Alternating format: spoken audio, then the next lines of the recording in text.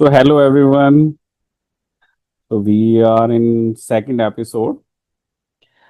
आज जो बात थी जो हमने लास्ट एपिसोड में जो स्टार्ट की थी that is basically first of all except इस सिचुएशन। इसको थोड़ा आगे लेके जाएंगे। आगे कैसे लेके जाएंगे, आगे के लिए भी एक स्टोरी स्टोरी तो आई थिंक एक ऐसी चीज है जो जब आप अपने में खोजते हैं तो आपको बहुत स्टोरीज मिलती हैं। मतलब अगर आप एक बार शांति से बैठे तो आपको हर इंसिडेंट में एक स्टोरीज नजर आएगी। तो इसमें भी एक स्टोरी है और ये स्टोरी भी ऐसी है जो आपको भी कोरिलेट होगी, आपको भी समझ आएगी उसी तरीके से जैसे मैं मेरे को समझ आया। हमने ये बोला पहले कि एक एक्सेप्टेंस पहला चीज है कि आप किसी सिचुएशन में ऐसे सिचुएशन में फंसे हो जहां पे आपके पास सॉल्यूशन नहीं है, तो आपको सिचुएशन एक्सेप्ट करनी चाहिए।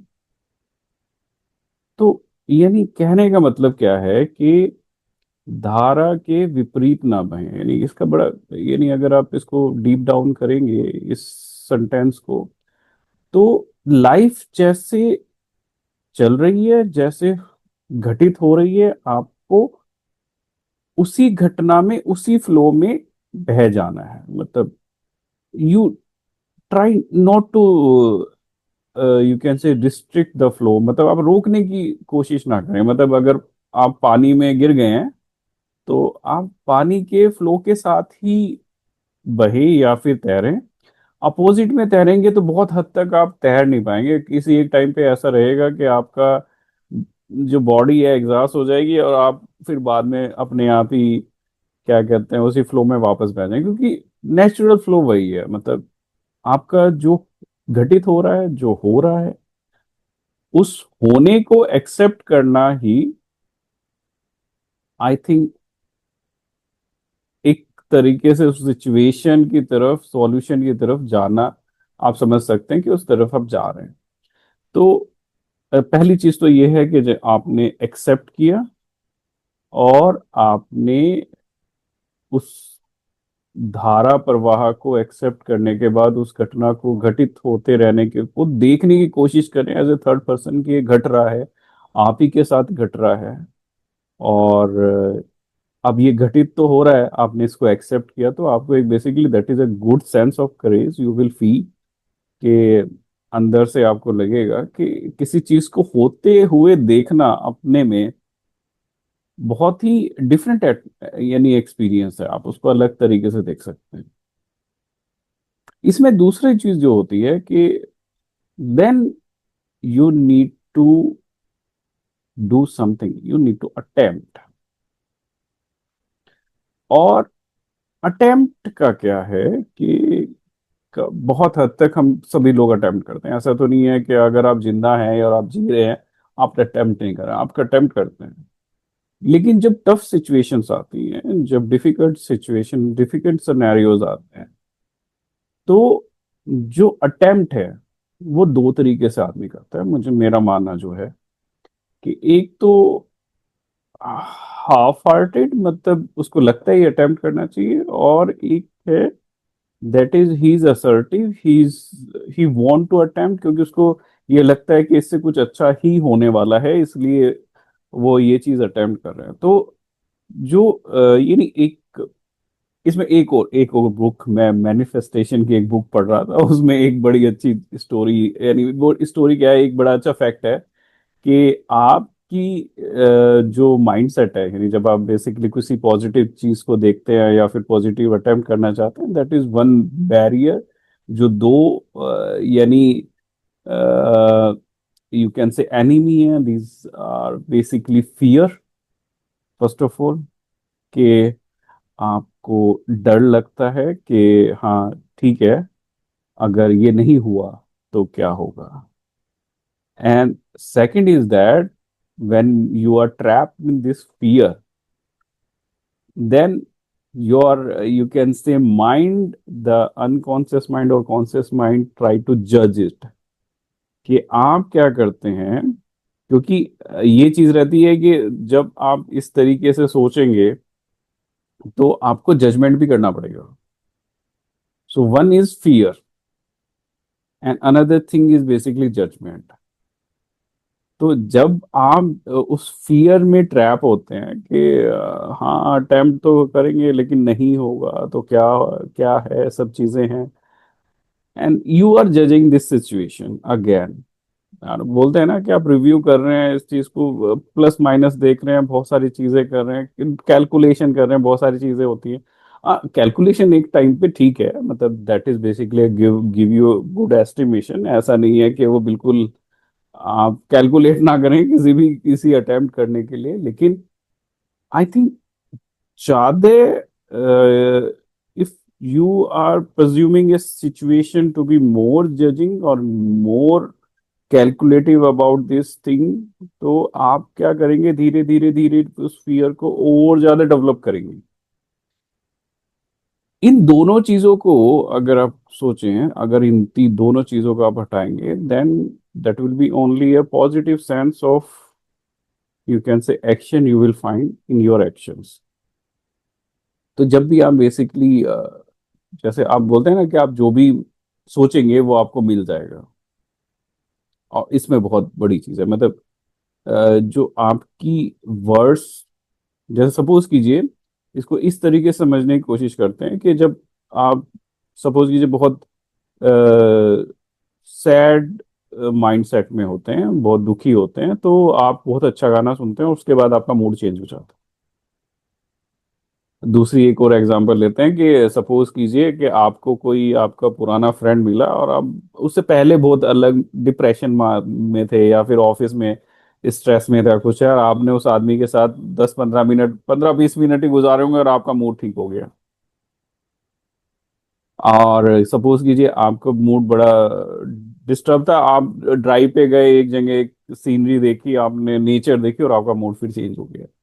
तो मतलब जब आपको ये लगता है कि यानी आप में जो चेंजेस हो रहे हैं, जैसे सपोज करो आप एक किसी चीज में या किसी सिचुएशन ट्रैप हो, तो क्या होता है कि जैसे ही आप उस सिचुएशन को चेंज करते हैं, you can move from somewhere else, वैसे ही आपका माइंड सेट चेंज हो जाता है। So that is a energy lies in everything, even if you are talking. जैसे आज की डेट में एक छोटा सा एग्जांपल है कि अगर आप अपने बच्चे को बहुत ज्यादा क्रिटिसाइज कर रहे हैं, ये बच्चा नहीं पढ़ पाएगा, ये बच्चा नहीं, फेल हो जाएगा, कुछ है, that means you are basically want verbally कि ये बच्चे के साथ ऐसा हो जाए। आप करना नहीं चाहते हैं, लेकिन आपके मुंह से वर्ड निकल रहे हैं, तो मेरे कहने का मतलब that is a type of energy is flowing out. तो जैसे लास्ट टाइम भी था कि अगर आपको बोलना है तो तीन तरीके से बोलना, कोशिश करें कि तीन तरीके होने चाहिए, that is basically, one is necessary, अगर जरूरत है तभी बोलें, दूसरी इफ इट इज ट्रूथ तभी बोलें, और तीसरी if it is quite kind hearted kindness, उस तरीके से बोल सकते हो तो उस तरीके से बोले, वरना तो आई थिंक शांत रहना ज्यादा अच्छा ऑप्शन रह सकता है। लेकिन मेरे कहने का मतलब ये है कि जब आप किसी चीज को इस तरीके से एलोबरेट करते हैं किसी के सामने या कुछ भी बोलते हैं, तो ये डिफरेंट टाइप ऑफ एनर्जी है जो निकलती है। तो आप इस सिचुएशन को बोलिए, जब गाना सुन रहे हैं आप, तो एक एनर्जी आ रही है, उससे आपका माइंड चेंज हो रहा है। वैसे ही जब आप सपोज कीजिए आप किसी अपने दोस्त के साथ में, जो वो बात कर रहा है, जो मेमोरी रिकॉल करवा रहा है, तभी आपको अच्छा लग रहा है। जब आप सीनरी में गए और वहां पे आपने देखे बहुत अच्छे पेड़ लगे हुए हैं, बहुत अच्छा एटमॉस्फेयर है, तो जो एनर्जी है वो बेसिकली आपकी एनर्जी को ट्रांसफॉर्म कर रही है। तो we are basically energy set. पूरा पावर इंजन चल रहा है, लेकिन छोटे वाला चल रहा है, बड़े वाला नहीं है, छोटा पावर इंजन है, अंदर एनर्जी चल रहा है। अगर किसी कोई सिस्टम आप समझना चाहे, तो अभी ये सिस्टम में देखिए कि अंदर बहुत सारी एनर्जी, कि आप बोल रहे हैं कि खाना जा रहा है, दैट इज ऑल्सो एनर्जी, तो आपको बहुत सारी चीजें समझने को मिलेंगी कि अंदर पूरा पावर इंजन चल रहा है, पूरा पावर प्लांट है, और एनर्जी बैलेंस हो रहा है। कार्ब खा रहे हैं, प्रोटीन खा रहे हैं, और फिर उसके बाद कार्बोहाइड्रेट से ग्लूकोज निकल रहा है, उससे एनर्जी निकल रही है, ग्लाइकोजन बन रहा है, डिपोज हो रहा है, ये सारी चीजें हैं। ये भी अलग टॉपिक है, है ये भी टॉपिक।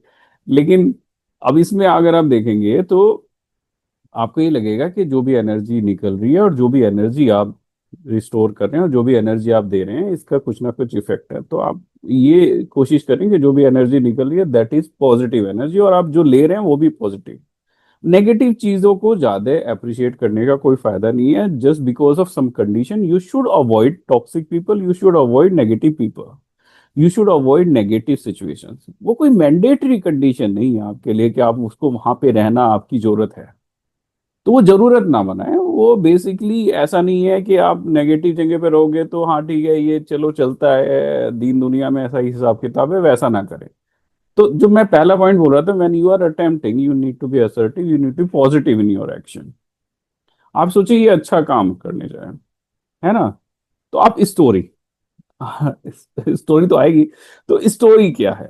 कि स्टोरी ये था कि जो लास्ट टाइम मैंने बताया अपनी जर्नी का, कि बेसिकली जब मैंने कार ड्राइव की, अब इसको एक और स्टोरी है कि मैंने लगभग 2 ढाई साल हो गए, 2 साल के आसपास, डेढ़ डेढ़ 2 साल के आसपास ट्रीटमेंट के बाद बहुत सारी चीजें हुई, और मैं घर से बाहर नहीं निकला। ज्यादातर ऑफिस तक जाता था, ऑफिस से वापस घर आता था, या कभी जब जाना होगा तो वाइफ के साथ जाना है, फैमिली के साथ जाना है, दोस्तों के साथ जाना है, ये सब चीजें थी। लेकिन डिपेंडेंसी क्या होता है कि after my tough situation I try to challenge my dependency. Dependency कहाँ से है? डिपेंडेंसी ये है कि आप जहां भी जा रहे हो आप किसी के साथ जा रहे हो। तो मैंने पहला अटेम्प्ट किया, सबसे पहला अटेम्प्ट किया था कि एक मेडिटेशन सेंटर है बुद्धिज्म का, Tushita meditation centre, that is very nice, you can से मेडिटेशन सेंटर। और धर्मशाला में है, दिल्ली से धर्मशाला जाना। और दूसरा ये होता है कि जो यदि एक टफ सिचुएशन ये है मेरे साथ कि मेरा जो राइट लेग है, because of foot drop I need to make a sleeve जो मेरे शू के अंदर रहता है, सपोर्ट देने के लिए फुट के साथ में। तो एक डिपेंडेंसी है उसके साथ में। तो इसलिए मैं ज्यादातर अकेले ट्रैवल करने की कोशिश नहीं करता था। पता नहीं शू गीला हो जाएगा, ये हो जाएगा, या फिर स्लीव में कुछ प्रॉब्लम हो गई तो कैसे चला जाएगा, बहुत सारी चीजें थी। तो बड़ी अनइजीनेस सी थी कि बाहर जाया जाए नहीं जाया जाए। तो थोड़ा सा लगा थोड़ा सा लगा। उसके बाद क्या हुआ कि मैंने अटेम्प्ट किया, मैंने रजिस्ट्रेशन किया तो सीता मेडिटेशन सेंटर के लिए 10 दिन का कोर्स था वहां पे। And I decide I will go alone. सोच तो लिया कि जाना है। जाने के लिए सेफ साइड रखी मैंने कि जाते वक्त फ्लाइट में जाएंगे, आते वक्त ट्रेन में आ जाएंगे, चलेगा। लेकिन जाते वक्त क्या है कि शू निकालो, बर्थ के नीचे रखो, तो ऐसे इससे बेटर है कि प्लेन में जाएंगे, डे 1 में सीधा पहुंच जाएंगे। जाना स्टार्ट हुआ तो एकदम धीरे धीरे एंजाइटी हुई कि यार जा तो रहे हैं, अकेले जा रहे हैं, क्या होगा। जर्नी स्टार्ट हुई तो मैंने टैक्सी बुक करी, और बुक करने के बाद मैं एयरपोर्ट पे गया। I am very conscious. ये क्या है कि सिक्योरिटी वाला पकड़ेगा कि ये मेटल क्या पहन के जा रहे हो शू के अंदर। बड़ी हेजिटेशन, क्या पहन के जा रहे हो, क्या पहन के जा रहे हो। वो पहली पहली जर्नी थी मेरी। उसके बाद मेरे हिसाब से 3 फ्लाइट्स में जा चुका हूँ। ज्यादातर मैं ट्रैवल नहीं करता वैसे, लेकिन 3 बार 3 4 बार फ्लाइट्स में जा चुका हूँ मैं उसके बाद भी। लेकिन अब पूरी क्यू लगी हुई है, और क्यू में आपका बेसिकली सिक्योरिटी चेक हो रहा है। आपने सिक्योरिटी चेक पार किया और एकदम ping ping ping ping ping ping, उसमें बोला शू में क्या है? मैंने कहा मेरा स्लीव है। ये ठीक है, आप शू निकालो, रखो और वापस आओ। मैंने रखा, मैं पैदल वॉक करते हुए आगे आया और स्लीव निकाली और पहना। और फिर उसने बोला ये क्या प्रॉब्लम है, ये कि मैंने कहा फुट ड्रॉप है, ये सब चीजें हैं। ये फर्स्ट इंसिडेंट था। उसके बाद ये सिमिलर प्रोसेस मैंने 3 बार किया, लेकिन मेरे को कोई फर्क नहीं पड़ा, but I attempt it.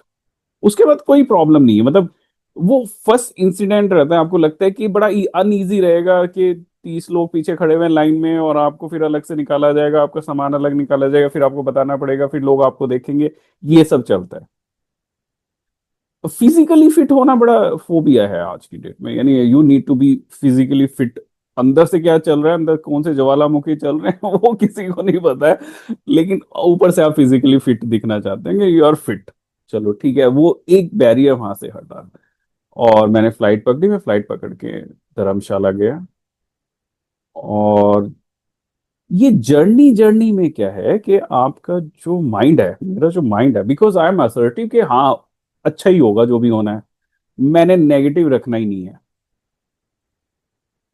You need to be calculative, ये मान के चलिए, you need to be calculative, इसीलिए मैंने फ्लाइट बुक करी ट्रेन की अपेक्षा।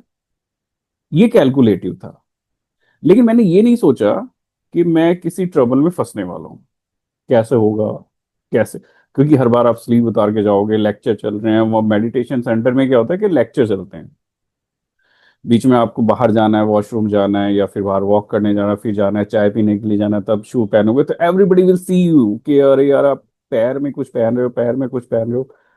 लेकिन वो मेडिटेशन सेंटर ऐसा था, पीपल आर वेरी पोलाइट, सबको पता था, and they are very calm, सब चीजें, किसी ने कोई ऐसी हाईलाइट में कोई प्रॉब्लम थी ही नहीं पहली बात। और मैं बताऊं उसके बाद भी कोई प्रॉब्लम नहीं थी, आप ट्रैवल करें आपको कोई प्रॉब्लम नहीं। I spend good time with friends also, family also, कोई प्रॉब्लम नहीं, सबको दिखता है सब चीजें, ऐसा नहीं है कि वो फर्स्ट फ्रैक्शन ऑफ हेजिटेशन या मिनट्स का हेजिटेशन है जब आपको लगता है कि आपको ये फिजिकल डिपेंडेंसी है, आपको देखने के बाद लोग आपको सोचेंगे इसमें कुछ है, ऐसा कुछ नहीं है। मतलब ये हमारा एक माइंड सेट होता है कि ये क्या है क्या नहीं है, और वो अटेम्प्ट जो पॉइंट है कि हम अटेम्प्ट नहीं करते हैं उस चीज को लेके, कि उसको और डिले करने की कोशिश करते हैं, और डिले करें, और डिले करें, और डिले करें। तो मुझे लगा कि जो असर्टिवनेस या जो पॉजिटिव सेंस ऑफ क्या कहते हैं फीलिंग है, अगर वो अटेम्प्ट में आएगी, and you will try to attempt it, आपको अटेम्प्ट तो करना पड़ेगा। तो उससे बेटर है कि you are attempting half hearted, you will attempt with some positive sense, अच्छा ही होगा जो भी होना है। You need to do a manifestation. आजकल बुक पढ़ रहा हूं तो मैनिफेस्टेशन ज्यादा आएगा कि मैनिफेस्टेशन बड़ी अच्छी इंटरेस्टिंग चीज है उसमें, कि अगर आप कोशिश करेंगे, आप अगर आप सोचेंगे, कोशिश करें सोचने की, पॉजिटिव सोचना है, पॉजिटिव बोलना है, तो मुझे लगता है आप पॉजिटिव ही बोलेंगे, पॉजिटिव ही सोचेंगे। जो आपका जो फियर या फिर हेजिटेशन या फिर जो ये सब चीजें हैं, that will be remain at side. तो जब आप ये सब चीजें सोचते हैं, जब ये सब चीजें आप करते हैं, तो जब अटेम्प्ट करते हैं, when you are doing some attempt, जो एक्सपीरियंस है दैट इज वेरी यूनिक। तो मैंने 7 दिन वहां पे, यानी पूरे 10 दिन वहां पे स्पेंड किए। वॉक पे गया, मैं खुद सिंगल वॉक पे जाता था, मॉर्निंग में वॉक पे जाता था, या कुछ था, अपने आप वॉक पे जाना है, सब चीज अपने आप हैंडल करनी है। आपको वॉशरूम जाना है, खुद जाना है। पहले ये लगता था कि पहले सीव निकालेंगे, वॉशरूम तक जाएंगे, नीचे तक जाएंगे, ऊपर तक फिर आएंगे, क्योंकि वहां पे accommodation are very normal accommodation, that is not like a 3 star, 4 star, 5 star hotels. इस तरीके के होटल्स नहीं थे। तो that is very normal life. तो आपको, यानी जब बेसिकली आप कहीं ट्रैप हो जाए ना, और आप सोच रहे हैं you are in a very difficult situation, situation difficult नहीं है, you are basically thinking in differently, you are making it difficult. So इस स्टोरी को अगर कंक्लूड करेंगे तो मेरे मुझे लगता है कि अगर मैं अटेम्प्ट करने से पहले I am judging my self, I am basically, I mean, fear तो तब भी था कि जब जाते वक्त था, लेकिन I am only trap with the fear also, and with negative approach. तो ये अटेम्प्ट करना बड़ा टफ था मेरे लिए। I always keep my questions, question period, question क्या कहते हैं, एटमोसफेयर विद मी, के किसी तरीके से उसी लोगों के साथ रहें जो मेरे को प्रोटेक्ट कर सकते हैं। सब कुछ आपको अपने को फ्री छोड़ देना चाहिए। सब लोग एक जैसे हैं, सब जगह आपको ऐसे लोग मिल जाएंगे जो आपको सपोर्ट कर सकते हैं। आई मीन आप भी खुद दो लोगों को सपोर्ट करते हैं। ये आपका मानना है कि आपको कुछ बड़ा अपना नजदीकी चाहिए हर जगह। तो मुझे ये लगता है कि जो पहला पॉइंट था कि you need to accept the situation, जो जिस तरीके से चीजें हो रही हैं, लेट इट बी, होने दीजिए, देखिए उनको होते हुए, चाहे अच्छी हो या खराब है, उनको देखिए। और दूसरी चीज ये है कि you need to attempt with assertiveness, और you need to attempt with some positive sense of energy कि इससे कुछ अच्छा ही होगा। तो मुझे लगता है ये दो ए स्टार्ट किए हैं, नेक्स्ट फर्दर एपिसोड्स में हम कुछ और अलग भी लेके आएंगे, लेकिन ये दो चीज जो है, अगर आप अपनी लाइफ में थोड़ा उतारेंगे इन दोनों सब्जेक्ट्स को, कि जब whenever you are thinking you are in difficult situation, try to accept it, let it be, होने दीजिए, देखिए, आप देखिए अपने आप को कि आपके साथ क्या हो रहा है। आपके साथ क्या हो रहा है मतलब ऐसा कुछ नहीं है, ये आपको लगता है कि आपके लिए सिचुएशन बड़ी अलग है, लेकिन बहुत सारे लोग अगर आप देखेंगे वो सिमिलर सिचुएशन से जूझ रहे होंगे। तो आप उनसे ज्यादा कुछ अलग नहीं है। आप क्यों अपने लिए अलग बना रहे हैं कि आप बहुत डिफिकल्ट सिचुएशन है, बहुत सारे लोग ऐसी डिफिकल्ट सिचुएशन में आ रहे हैं, you are also puzzled your mind with lot of calculations and your lot of assumption कि ये सब चीजें हैं। तो इतना दिमाग पे जोर देने की जरूरत नहीं है, सिचुएशंस आर सिचुएशन। ट्राई कीजिए कि डिफिकल्ट सिचुएशंस को अगर आप एक्सेप्ट कर सकें और उनको देख सकें वो कैसे हो रही हैं। And second is basically you need to attempt it, कि आप किस तरीके से उसको अटेम्प्ट करें, असर्टिवनेस से अटेम्प्ट करें, और ताकि इस चीज को देखें कि उससे कुछ पॉजिटिव आउटकम आएगा। क्योंकि लाइफ में जो भी चीजें हो रही है, if you are thinking you are in a positive mindset, definitely a positive things will be come out. So this is about this time attempt with assertiveness and positive mind frame. This is basically the core of this episode. We'll come with some new concept again. तब के लिए thank you everyone and bye bye.